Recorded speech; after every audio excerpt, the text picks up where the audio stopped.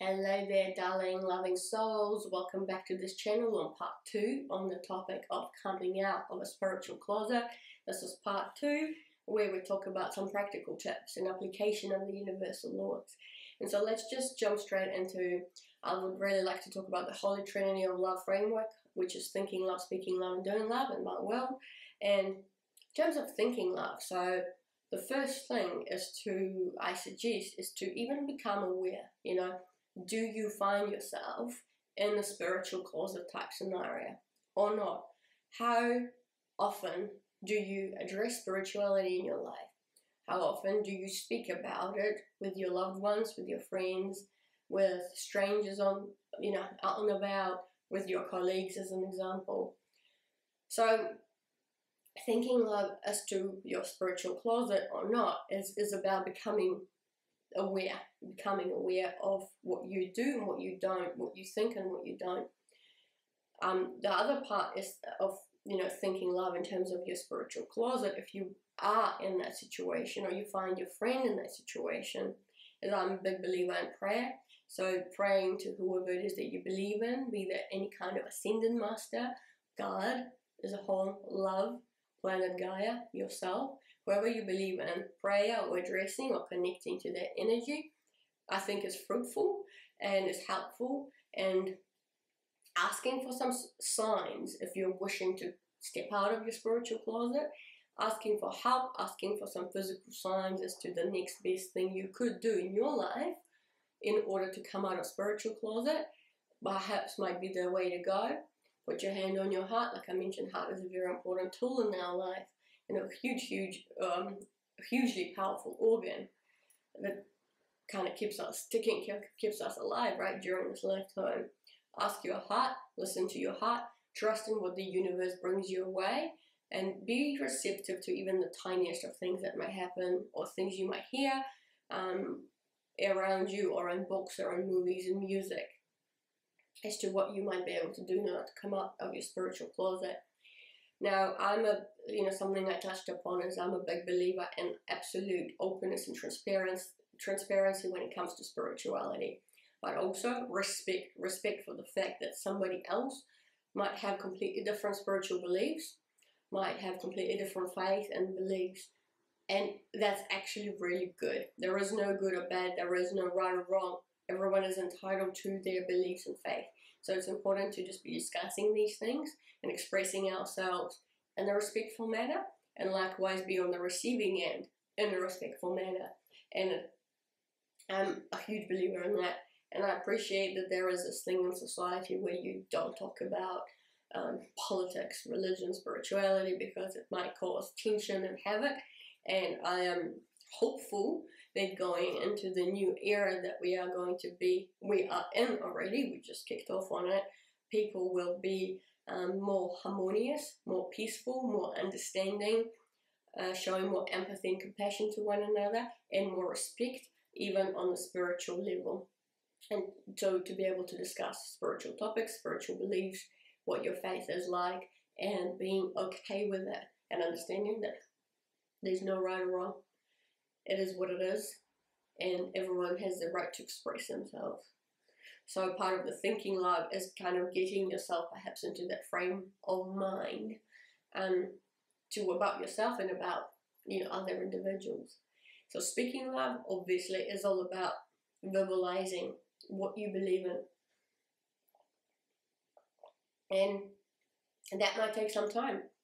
If you don't know what you believe in, you might wish to write it down, A4 piece of paper, journal, of your phone, laptop, whatever you might be. Write down what you actually believe in. Sometimes people go throughout their whole lifetimes and not really addressing the question, what is my belief? What is my faith? What are my principles for life and living, and how do you go about living my life?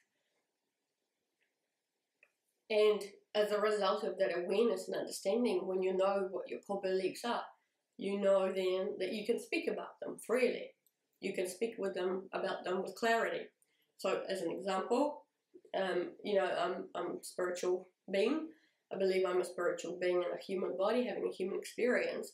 And there's a bunch of universal laws that we discuss, of course, but at its core, on this channel, we talk about practicing love and using the Holy Trinity of Love framework, which is thinking love, speaking love, and doing love, on this channel to try and come up with ways of, how to go about living or which choice to make. And it is guided in my life by thinking love, speaking love, and doing love. So that's for me, and I'm, very firm on this. It's the power of love is amazing. It's huge. It's the most super energy there is. And the more we practice love, the more we get it in our lives back. We send that out into the universe, and the universe sends us more abundance in the form of love. And so the more we can practice it, the more likely there's going to be goodness and happiness and peace and tranquility in our own individual self and the wider community and the family and friends and countries and whatnot and the whole planet. And there's a bunch of ways that we can practice love. That's the truth. And so that's what I believe in. I'm a spiritual being. It's all about practicing love. And hopefully that is very clear. And hence for this channel, going through a variety of topics and using that framework to kind of assist us as to exercising our free choice in the most loving manner, perhaps, because we get to choose on a daily basis so many things in terms of our thoughts, in terms of our words, and in terms of our actions. So if they come from love, from a place of love, they come from our heart, I genuinely don't think anybody can go wrong if you are thinking or speaking or doing something from a place of your heart, from love. And in terms of doing love, we jump into the last element of the Holy Trinity of Love when it comes to coming out of spiritual closet. So we talked a lot about thinking and the speaking part of it, right? Which is becoming more open to sharing with others what your spirituality is like, being open to receive information about others. But I'm also in the doing bit where I really wanted to address is the power of like-minded individuals, or finding your soul tribe, finding people with the similar principles or values. And yes, that does mean that you will have needed to kind of figure yourself out a little bit first as to what you believe in order to then be able to seek out and research within your community, within your country, within your city. Are there other people who believe in ABC, XYZ, and all the shadows and colors of the rainbow? There's so many belief systems out there, and it's a matter of you figuring out what it is for you in order to be able to then attract and research the people around your community with whom you can connect, with whom you can discuss, talk, share the good, the bad, the ugly, and of your spirituality, and kind of knowing whom you can turn to be able to even explore some options or explore some aspects of your own spirituality that you might not have clarity on, and being able to discuss those things with one or another is, I think, a helpful tool. And you might not, you will know in your heart when something truly resonates with you as the truth, as something that is big for you, or you will instantly know that actually, no, that doesn't sound like truth to me, but I respect you for having that belief or that understanding or that point of view.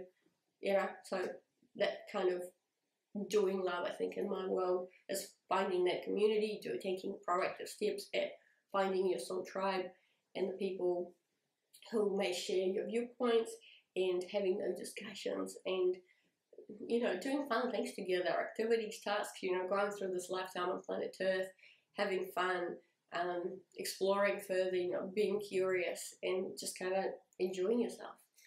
And one of the last things I wanted to mention for part 2, it's to do with the duality, I guess, of fear versus love, perhaps, or the fact that, as part of our human experience, we get to feel fear, and our behavior or our thoughts could actually be caused by fear. And being in a spiritual closet, perhaps, is because of fear of unknown, fear of rejection, fear of ridicule, fear of, uncertain reactions from your loved ones, from your friends and whatnot. There's a lot of reasons why one person can find themselves in a spiritual closet and kind of lock that away and only address spirituality in your own personal way without like it's some biggest secret in the world as an example, right? And you likewise, other option is you might be feeling like you are in a spiritual closet in different contexts. You know, something I have definitely done, and you know, please comment down below if this is similar to you or resonates with you. Is I'm like very open about my spirituality with my loved ones, you know, mom, partner, but I wouldn't go out to my workplace, for instance, at my job and freely and openly talk about spirituality all the time, you know. So because I didn't think it was appropriate, or for fear of whatever, you know, there definitely some kind of fear present in that situation. Yet now here I am having a YouTube channel because I think it's actually become a life fulfilling thing for me at the moment to be able to talk about these concepts, share them with the world, hear what others believe in, what your faith is like, whether any of this resonates with you. You know, part of this is to try and come up with a community and hopefully a nice little soul tribe of like-minded people who may have similar beliefs or similar principles.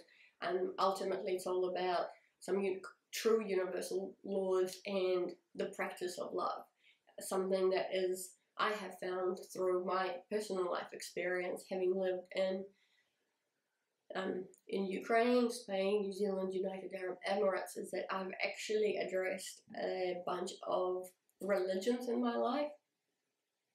I've got, you know, Christianity has been very big in my life.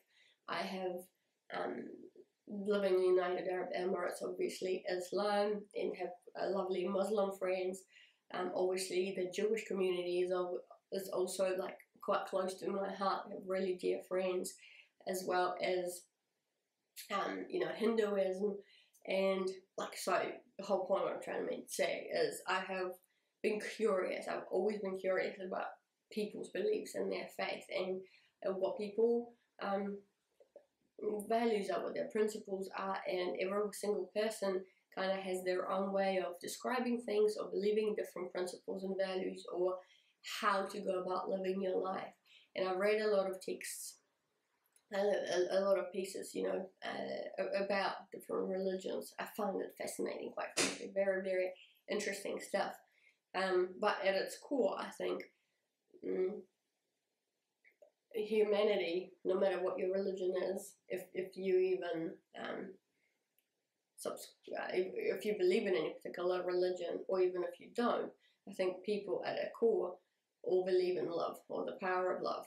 And when looking at some kind of common features or patterns, it was all about, you know, having peace, living in harmonious love, happiness, joy, sharing love with one another, serving one another, helping one another, helping the weak, helping the vulnerable, you know, yeah, being of service. And so, yeah, ultimately I kind of came up with my own thing, which is, I think the one thing I can really be sure of is in the power of love, and hence this channel. Excuse me. And I'm not going to let the feelings of fear from not being able to share the goodness of the power of love, hence this channel, right? So I definitely think that love wins. Love will conquer, love will overpower, love will help and assist and break through, and any kind of fears have just kind of dissolved away. They don't stand a chance against love. And hopefully that resonates with you. If so, please consider, you know, sharing your thoughts, sharing your words with others, your loved ones, with your friends, with families, because I think there's something really important about the power of love, and it actually is something we can multiply together if we practice more of it on a daily basis. So that's the thing I wanted to mention about, yeah, how fear can prevent us from doing things, but the power of love is more tremendous and more powerful, and will conquer and will win, will always win. And hopefully you have the miracles and the magic in your life to kind of show you as well that that's the truth. The power of love is greater. Alrighty, with that in mind, team, let's jump into part 3. I'm just mindful of the time, which is getting some messages from the spirit world, our angels, archangels, ascended masters, and anybody else who wants to join in. So click on part 3 in the link down below in the description box below, and I will see you shortly in part 3.